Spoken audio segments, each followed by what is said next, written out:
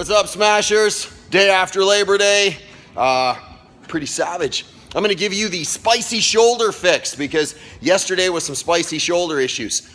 And the problem is we lose our what's called internal rotation in that shoulder, and we start to gum up that joint, and that labrum gets abused, and our overhead position, like I always talk about, gets abused. And I'll tell you this, overhead, that's a normal position. Remember what I said, a healthy joint is a joint that has full range of motion under load.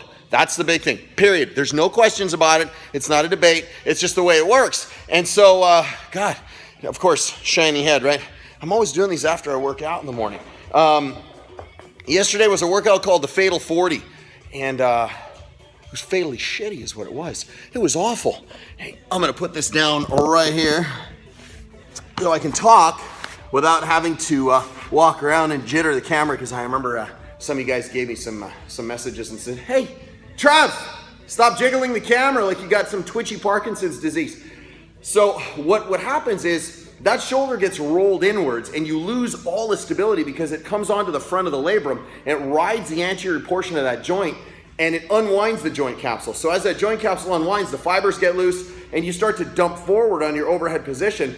But you need to have that internal rotation. See, now here I'm flipping this on you. You need to have that internal rotation to do things like muscle ups. When you come into the backswing of that muscle up and you load up the lats, you need to be able to have that internal rotation, and you need to be able to do that internal rotation when it comes to getting overhead as well, because there's gonna be internal rotation on your pull when you're doing your clean, on your snatches, until you get to the outside and the press out of that movement where it's locked into that external rotation and pressed out really tight. But you need to have that internal rotation. So the problem is a lot of us don't. We get to this point, we're like, oh God, and watch what happens to my shoulder when the it's an easy test.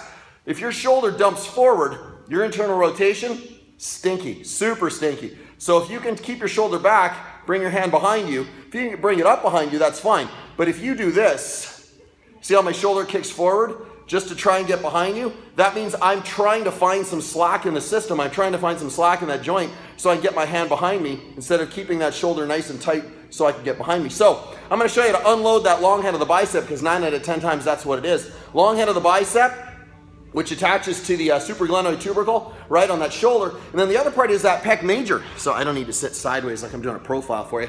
But that pec major, so long ago, back and chest, right? People used to do that, that whatever, opposing muscle groups, the bodybuilding is back and chest day, bis and tri day, quads and hamstrings and all this stuff. Well, that's all fine and dandy, except back and chest do the same thing to the arm. Yeah, see, you didn't know that.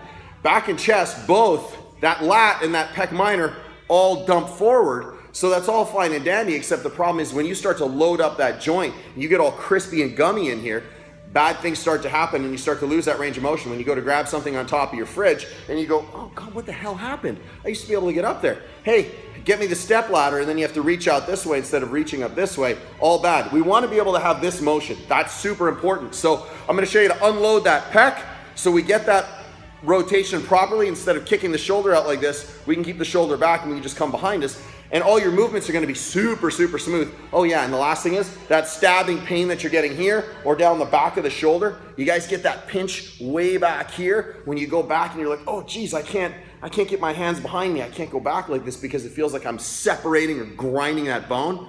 It's because that internal rotation, super sucky. So first things first, we're going to hit that pec. Now, if you can see, I got all my paraphernalia sitting here. So what we got is we got a band. Use a heavier band. You're gonna take a lacrosse ball. So I'm gonna loop my hand inside, it's a 1-inch band. So I'm gonna double it up, it's gonna be at shoulder height. This is super important. And then just grab the band. Hoo-ah! Give it a big giant pull. Take the lacrosse ball, tuck it in here. So I'm tucking the lacrosse ball right into that, oh, this is just so awful.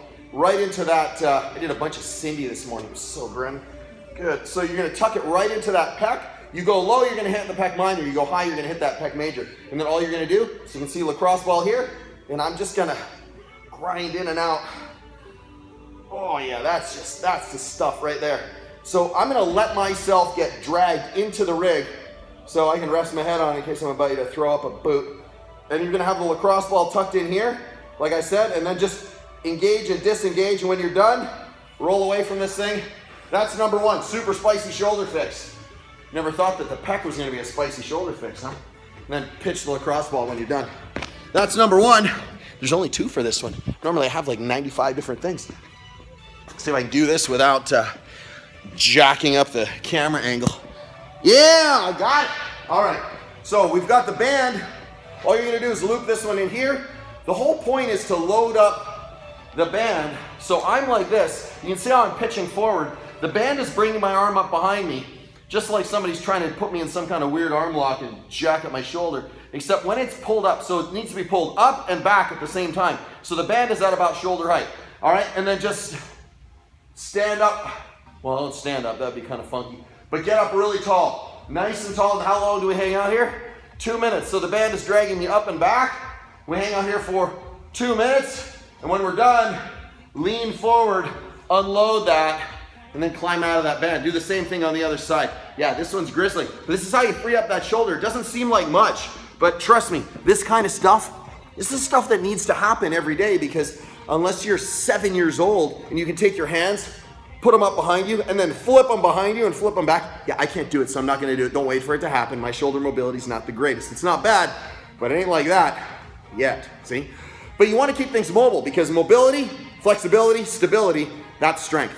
All that stuff put together, that's strength. Any doubt, ask my boys over at SmashweRx over on the East Coast. They know this stuff too. You have to have a super stable base, and you have to have symmetry, and you've got to have mobility and flexibility all smashed into one. Then you're super strong. So peel that away, get rid of that shoulder pain, get things going the way they're supposed to. Have an awesome Tuesday. Hopefully you guys did the Fatal 40 yesterday, because it was abysmal. This is Super Diabolical Mobility. I'm Trev, SmashweRx. I'll see you guys tomorrow. Have an awesome day.